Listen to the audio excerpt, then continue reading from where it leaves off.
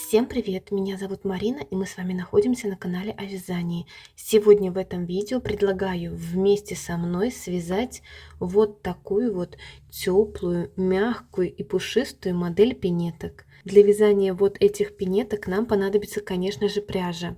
Значит, смотрите, данную модель пинеток я вязала из двух видов пряжи.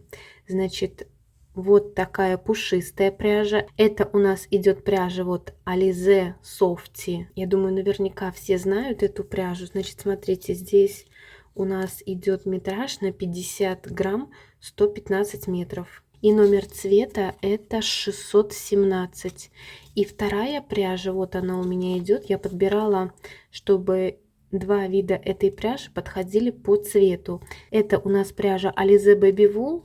Также, я думаю, наверняка все знают эту пряжу, и номер цвета 167. С учетом того, что пряжа у нас идет одинаковой фирмы, то я думаю, здесь не составит сложности подобрать как раз-таки вот два вида пряжи одинакового цвета. И, соответственно, как вы понимаете, вязать я буду в две нити. Одна нить вот Alize Softy и одна нить Alize Baby Wool. Также для вязания, кроме пряжи, нам еще понадобятся спицы. Я буду вязать резинку, подъем и подошву на круговых спицах, диаметр 3,5 миллиметра. И также для вязания вот здесь мыска нам понадобится 2 чулочные спицы того же диаметра. Смотрите, пинетки данные я вязала такие, чтобы они у меня были пухлые, для того, чтобы, когда сейчас похолодает, эти пинетки вы могли одеть малышу, к примеру, на носочки и пойти в этих красивых пинетках с малышом на улицу. Значит, смотрите, у манекена идет длина ступни 11 сантиметров, но здесь у нас вот они идут такие достаточно свободные, при этом нигде ничего не болтается, не свисает. И я думаю, они отлично подойдут вообще на возраст где-то от 3 до 9 месяцев точно, может даже и до года их можно будет носить. Если, к примеру, вы хотите такие пинетки связать на малыша где-то с рождения до 3 месяцев, то в процессе вязания я вам буду говорить, где нужно набрать петель меньше и где нужно провязать, соответственно, рядов меньше, так, чтобы у вас получились пинетки на меньший размер ноги. Поэтому, друзья, надеюсь, вам нравятся данные пинетки, и вы сейчас с удовольствием свяжете их вместе со мной. Поэтому берем пряжу, готовим спицы и приступаем к вязанию. Набирать петли я сейчас буду на 2 спицы. То есть я беру одну спицу круговую, диаметр 3,5 миллиметра, на которой я сейчас буду вязать резинку. И дополнительно беру вот обычную чулочную спицу 3 миллиметра. Этих 2 спицы складываю между собой и обычным способом набора, то есть с помощью длинного хвоста, я сейчас набираю на спицы 34 петли.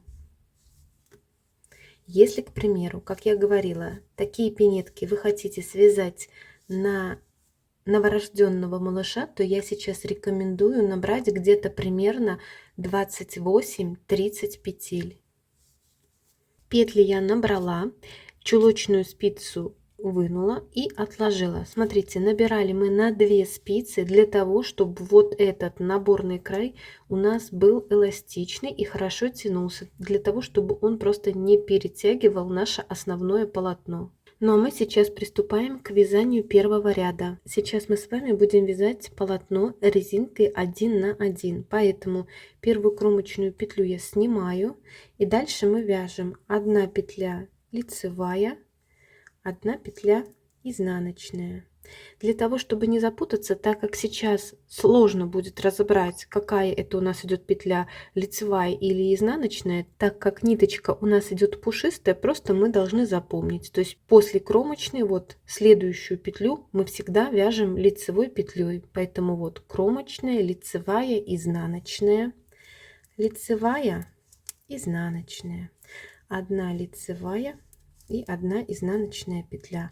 Таким образом мы сейчас вяжем полотно резинкой 1 на 1, провязывая 1 лицевую и 1 изнаночную петлю до конца этого ряда. И в конце ряда у меня получается лицевая, изнаночная петля, и все последние кромочные петли на протяжении всего вязания мы будем провязывать также изнаночной петлей, после чего вязание переворачиваю на изнаночную сторону. И приступаем сейчас к вязанию второго изнаночного ряда. Первую кромочную петлю я снимаю, и дальше все петли мы провязываем по рисунку. Лицевые лицевыми, изнаночные изнаночными. То есть у нас всегда получается и в лицевом, и в изнаночном ряду после кромочной следующую петлю, вот как раз так и получается по рисунку, мы вяжем 1 петля лицевая, 1 петля изнаночная, 1 лицевая и 1 изнаночная петля. Таким образом заканчиваем вязать этот ряд, провязывая резинку 1 на 1, 1 лицевая и 1 изнаночная петля. Последнюю кромочную петлю в конце ряда я провяжу изнаночной петлей. Второй ряд я провязала и вязание перевернула на лицевую сторону. С лицевой стороны мы дальше продолжаем вязать резинку 1 на 1. Теперь смотрите, при провязывании резинки я рекомендую обязательно подсчитывать провязанные ряды, так как вы понимаете, резинку мы должны провязать одинаковое количество рядов как для одной, так и для второй пинетки. Так как полотно у нас идет пушистое, то дальше сложно будет подсчитать эти ряды, поэтому при провязывании я обязательно буду подсчитывать провязанные ряды. Поэтому вот вязание я перевернула на лицевую сторону и дальше продолжаю вязать резинку 1 на 1. Первую петлю я снимаю и дальше провязываю снова все петли по рисунку. 1 лицевая, 1 изнаночная петля, 1 лицевая и 1 изнаночная петля. Это я сейчас вяжу третий лицевой ряд. Таким образом мы сейчас должны провязать участок полотна резинкой 1 на 1 10 сантиметров, или это у меня будет примерно провязано 24 ряда. Итак, смотрите, вот я провязала необходимую высоту полотна, провязывая резинку 1 на 1. Значит, как я и говорила, я сейчас провязала эту резинку 24 ряда, или если в сантиметрах, давайте измерим, высота у меня получается вот около 10 сантиметров. Поэтому здесь я рекомендовала бы обращать внимание в первую очередь не на количество провязанных рядов, а на количество сантиметров, которая должна получиться наша деталь, так как плотность вязания у нас будет разная, и поэтому у кого-то этот участок будет провязан больше, у кого-то меньше количество рядов, но количество сантиметров у нас должно быть одинаково, то есть около 10 сантиметров. Теперь после того, как мы провязали резинку, мы будем приступать к вязанию отверстий для завязок. Поэтому вязание я держу вот лицевой стороной вверх, первую кромочную петлю я снимаю. Дальше следующих 2 петли я должна провязать 2 вместе, вот лицевой петлей, после чего делаю накид, то есть рабочую нить набрасываю на правую спицу от себя.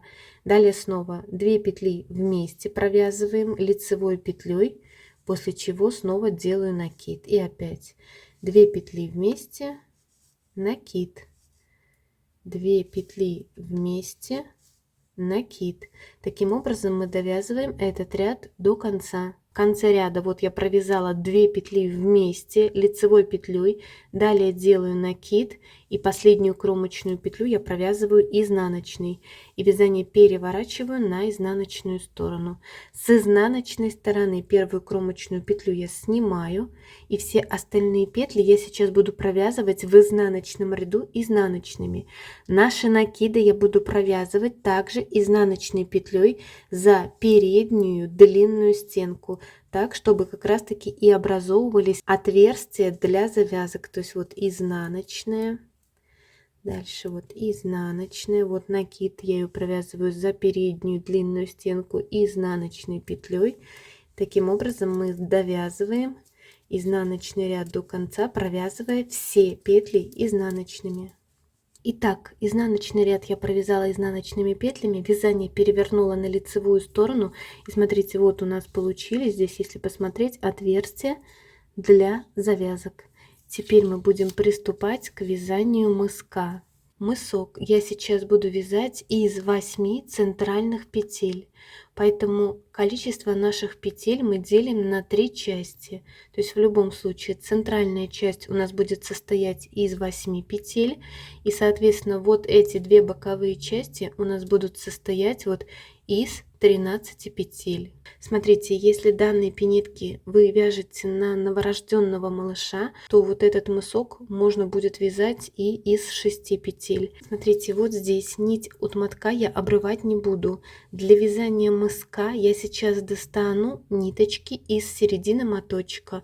Если вдруг не получается достать нить из середины моточка, то в принципе можно нить здесь обрезать. Просто в конце на несколько кончиков тогда вам придется спрятать больше. Поэтому беру вязание сейчас с лицевой стороной вверх и сейчас, не провязывая, просто переснимаю с левой спицы на правую 13 петель. Это петли первой боковой части.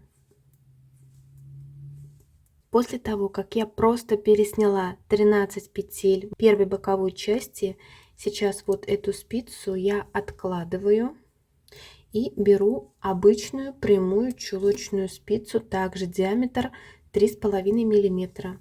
Беру вот как раз таки 2 ниточки из середины моточка, как я сказала. Вот сюда просто прикладываю эти кончики и приступаю к вязанию первого ряда мыска. Как я сказала, мысок я буду вязать из 8 центральных петель. Поэтому вот первую петлю я сейчас провязываю лицевой, так как у нас идет присоединение нити.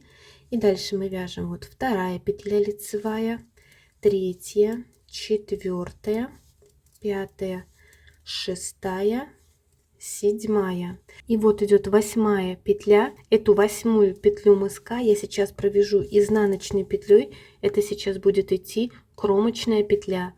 Круговую спицу я сейчас вот вторую эту также откладываю и вязание переворачиваю на изнаночную сторону. То есть мы сейчас провязали первый ряд. Сейчас при провязывании мыска мы также подсчитываем обязательно количество провязанных рядов.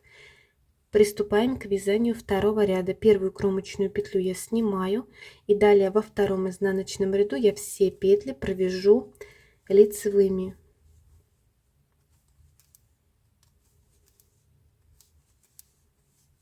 Последнюю петлю в конце ряда я провязываю изнаночной петлей и вязание снова переворачиваю на лицевую сторону. С лицевой стороны опять первую кромочную петлю я снимаю и все остальные петли я провязываю также лицевыми. То есть я сейчас и лицевые, и изнаночные ряды буду провязывать лицевыми петлями. Это мы с вами провязали сейчас вот третий ряд. Вязание переворачиваем на изнаночную сторону и приступаем к вязанию четвертого ряда. Таким образом, провязывая все петли лицевые и в лицевом, и в изнаночном ряду, этот мысок я сейчас провяжу 16 рядов. Итак, смотрите, вот я провязала участок 16 рядов. Все петли и в лицевом, и в изнаночном ряду я провязывала лицевыми. Сейчас мы еще с вами будем немножечко закруглять мысок. Но на этом этапе также давайте сделаем замеры. То есть вот до дырочек я буду измерять. Получается у меня где-то сейчас длина 5,5 сантиметров. Поэтому смотрите, если, к примеру, данные пинетки вы вяжете на меньший размер, в этом случае вам нужно было бы провязать на несколько сейчас платочных дорожек меньше или примерно на 4 ряда меньше, нежели я сейчас вот показываю в мастер-классе. Значит, после того, как мы провязали мысок, мы его будем немножечко закруглять. Поэтому приступаем к вязанию 17 ряда. Первую кромочную петлю я снимаю. И сейчас после кромочной первую и вторую петлю я провязываю 2 вместе лицевой петлей. Дальше вяжу все петли лицевые, не довязывая до конца этого ряда 3 петель. Вот 1, 2, 3. Когда у нас в конце ряда остается 3 петли, первую вот и вторую петлю я сейчас провязываю также 2 вместе лицевой петлей и последнюю кромочную провязываю изнаночной. Вязание переворачиваю на изнаночную сторону и все петли в изнаночном ряду я провязываю лицевыми. Последнюю петлю в конце ряда я провяжу изнаночной петлей. Вязание я перевернула на лицевую сторону и вяжем 19 лицевой ряд. Первую кромочную петлю я снимаю. Далее опять первую и вторую петлю после кромочной я провязываю 2 вместе лицевой петлей. И вот остается сразу же 3 петли. Здесь также первую и вторую петлю я провязываю 2 вместе лицевой петлей. И последнюю кромочную я провязываю изнаночной. На спицах у нас расположено вот 4 петли. Вязание я разворачиваю на изнаночную сторону, и с изнаночной стороны вот первую снимаю. Дальше у нас идет лицевая, лицевая и изнаночная. И это мы с вами провязали всю длину мыска. Нить от моточка вот здесь сейчас можно обрезать. Теперь смотрите, вязание я держу лицевой стороной вверх. Вот эту спицу, на которой у нас расположены петли мыска, я пока что откладываю. И теперь я возвращаюсь в начало вязания. То есть вот петли первой боковой части я снова переснимаю с правой спицы на левую. Так, вот таким образом сейчас выглядит мое вязание. И давайте сразу измерим длину мыска. Вот в ровном не растянутом виде от спицы до отверстий получается где-то примерно 6,5 сантиметров. Сейчас мы будем приступать к вязанию подъема. То есть мы провяжем сейчас вот этот участок петель и далее вдоль кромочных вот этих петель с одной и со второй стороны мы должны будем поднять петли. Теперь смотрите, сразу давайте разберемся, сколько нам необходимо поднять петель здесь и вот здесь. Количество петель, которые мы с вами должны будем поднять, будет равно как раз таки количеству провязанных рядов. То есть здесь я провязала 20 рядов, поэтому мы 20 петель делим на 2 боковые части. То есть с одной части мыска я сейчас подниму 10 петель, и со второй части мыска я также подниму 10 петель. То есть итого это будет 20 петель, то есть то количество, сколько вот здесь мы провязали рядов. Поэтому спицу, на которой у нас расположен вот мысок, я сейчас пока откладываю также. Вязание я держу вот лицевой стороной вверх. И сейчас приступаю к вязанию вот первого ряда подъема. Первую кромочную петлю я снимаю, и дальше мы провязываем все петли лицевыми. Это петли первой боковой части. У меня их вот 13. Итак, смотрите, вот я провязала лицевыми петлями вот 13 петель. Это петли первой боковой части. И вот теперь как раз таки вдоль вот этого мыска я сейчас должна буду поднять из кромочных петель 10 петелек. То есть вот можно эти петли поднимать или с помощью крючка, или можно сразу вот на спице. Поэтому здесь уже на ваше усмотрение, как вам удобнее. То есть вот у меня идет первая петля, вторая, дальше вот 3, 4, 5, 6, 7, 8, далее 9 и вот последнее 10.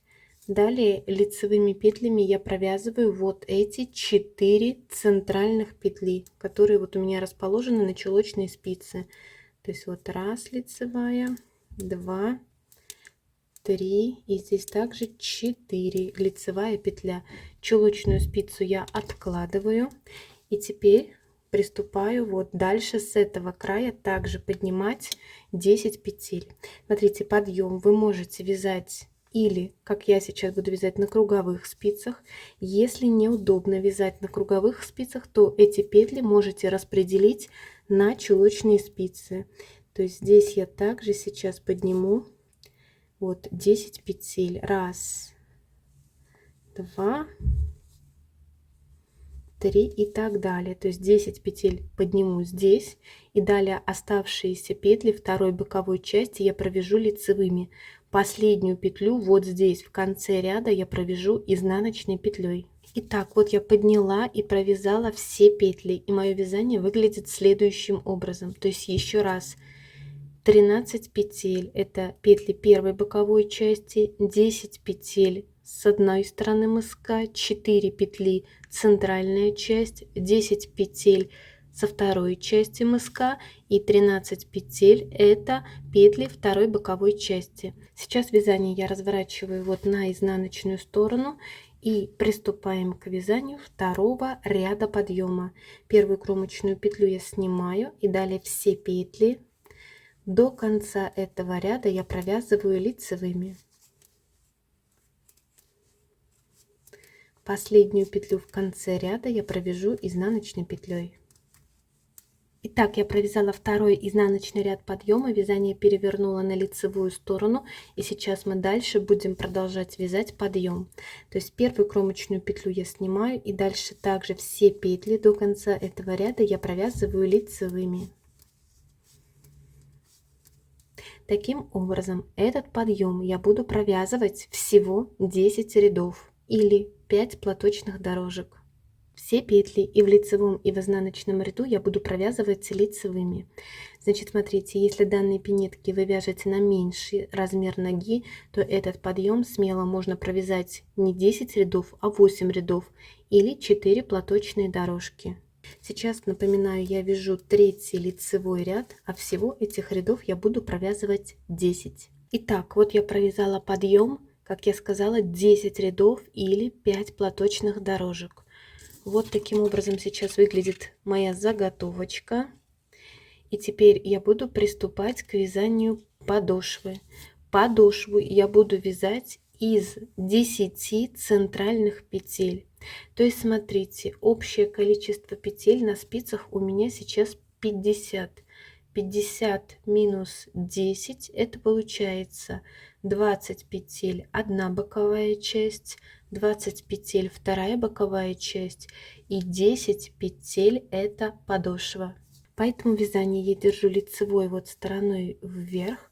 И сейчас провязываю лицевыми петлями петли первой боковой части. То есть вот первая кромочная, я ее просто снимаю. И дальше вот вторая лицевая, третья, четвертая и так далее вяжем, чтобы на правой спице у меня было провязано всего 20 петель. Итак, вот вместе с кромочной у меня здесь провязано всего 20 петель. Это петли первой боковой части. И далее следующих 10 петель это будут идти петли подошвы. Поэтому дальше продолжаем вязать петли подошвы. При провязывании сейчас эти петли обязательно подсчитываем. Вот первая петля лицевая, вторая, третья, четвертая, пятая, шестая, седьмая, восьмая, девятая. И здесь у нас остается последняя 10-я петля подошвы и первая петля боковой части. С лицевой стороны этих две петли я сейчас буду провязывать 2 вместе изнаночной петлей. И вязание я сразу же переворачиваю на изнаночную сторону. То есть сейчас мы будем вязать только петли подошвы. То есть опять первую петлю я снимаю и дальше вяжем вот вторая лицевая, третья, четвертая, пятая, шестая, седьмая, восьмая, девятая. Опять не довязываю 10-ю петлю подошвы. Значит, смотрите, далее с изнаночной стороны последнюю 10-ю петлю подошвы и первую петлю боковой части мы будем провязывать 2 вместе лицевой петлей. После чего вязание я сразу переворачиваю на лицевую сторону. То есть сейчас опять вяжем лицевой ряд. Первую кромочную петлю я снимаю. И дальше опять вяжу все петли лицевые, не довязывая 10-ю петлю подошвы.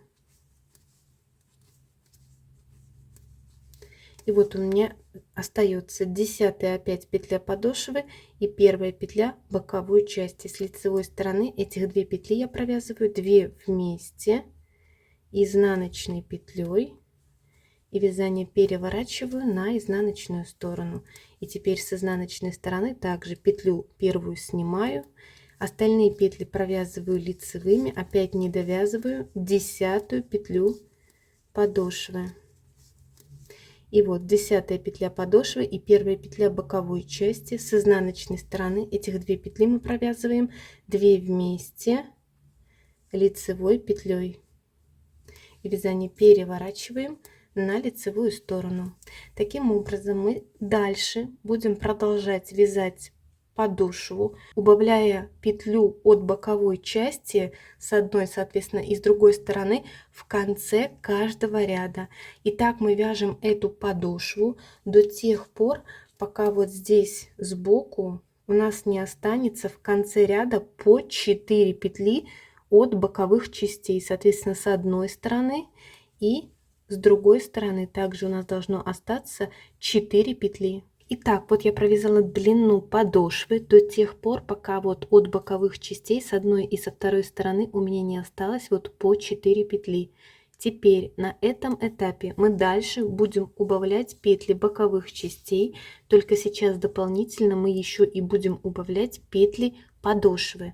Поэтому вязание я держу лицевой стороной вверх, первую кромочную петлю я снимаю и далее вяжу все петли лицевые, не довязывая до конца ряда 3 петель именно подошвы. То есть у нас должно остаться 4 петли боковой части и 3 петли подошвы. Первую и вторую петлю я сейчас провязываю вот 2 вместе лицевой петлей. Последнюю петлю подошвы я провязываю вместе с петлей боковой части в лицевом ряду 2 вместе изнаночной петлей. И вязание разворачиваю на изнаночную сторону. Опять первую петлю я снимаю. Дальше я провязываю 1 лицевая, 2. Вот опять не довязывая до конца ряда 3 петель подошвы именно.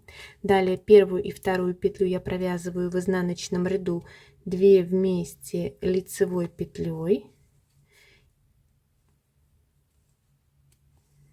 И последнюю петлю подошвы и первую петлю боковой части я провязываю в изнаночном ряду также 2 вместе лицевой петлей. И вязание я разворачиваю на лицевую сторону. То есть таким образом мы дальше продолжаем убавлять петли. То есть сейчас мы в конце каждого ряда убавляем 2 петли. Одну петлю от подошвы и одну петлю от боковой части. То есть не довязываем 3 петли. 2 петли провязываем вместе лицевой и последнюю петлю подошвы провязываем вместе с петлей боковой части. Итак, смотрите, вот у меня осталось 4 петли подошвы и по одной петли от боковых частей. Давайте эти последние петли провяжем вместе. Первую петлю я снимаю, далее следующих 2 петли я провязываю вот вместе лицевой петлей. Последнюю петлю подошвы и боковой части в лицевом ряду я провязываю 2 вместе изнаночной петлей и вязание переворачиваю на изнаночную сторону. Первую петлю я снимаю, вторую я провязываю лицевой и 2 последних петли я провязываю 2 вместе лицевой петлей. И на спицах у нас осталось вот 3 петли. Вязание я развернула на лицевую сторону. Первую петлю я сейчас просто снимаю. И рабочую нить завожу между первой и второй петлей. Петлю возвращаю обратно. И сейчас в лицевом ряду эти 3 петли я провяжу вот 3 вместе за заднюю стенку лицевой петлей. Петлю вынимаю подлиннее и ниточку от моточка обрезаю с тем учетом, чтобы этого кончика хватило сшить заднюю часть пинетки. Дальше в эту нашу петлю я продеваю кончик, который только что обрезала от моточка, и петельку аккуратно затягиваем. Теперь мы эту нитку вот двойную должны одеть в иголку с большим ушком. Нитку я одела в иголку с большим ушком, и теперь сшивать заднюю часть пинетки я буду по лицевой стороне. Поэтому я беру 2 края, складываю между собой, и прошивать заднюю часть я буду по кромочным петлям, вставляя иголку поочередно сначала с одной стороны, затем с другой стороны, с изнанки на лицо. Вот поочередно здесь, затем здесь, также с изнанки на лицо. Здесь с изнанки на лицо и здесь с изнанки на лицо. Обязательно при сшивании контролируем, чтобы первое у нас сошлись два края, где мы будем вот вставлять завязки. Здесь вот этот край и здесь, поэтому обязательно при сшивании это мы контролируем. Дальше продолжаем сшивать заднюю часть пинетки до конца. И здесь мы также должны проконтролировать, чтобы здесь два края у нас ровно сошлись. После того, как я прошила задний шов, далее мы должны наши пинетки вывернуть на изнаночную сторону и все кончики спрятать по изнаночной стороне самостоятельно любым удобным для вас способом. И вот, в принципе, пинетки наши полностью готовы. Осталось вам решить по поводу завязок. Значит, завязки можно сделать абсолютно любые на ваше усмотрение. То есть можно связать обычную цепочку крючком из воздушных петель. Можно из гладкой пряжи сплести вот такой вот скрученный шнур. Подробный мастер-класс на такой шнурок есть у меня на канале. Ссылочку на этот мастер-класс я оставлю ниже в инфобоксе. Можно сюда связать полый шнур айкордом или сделать вот завязки из обычной атласной ленты. Поэтому здесь уже этот момент на ваше усмотрение. Друзья, надеюсь, данный мастер-класс был для вас полезным и понятным. Если вам понравилось это видео, обязательно поддержите его пальчиком вверх. Ну а мы с вами будем прощаться. Обязательно еще с вами встретимся в новых наших видео. Всем большое спасибо за просмотр и всем пока-пока.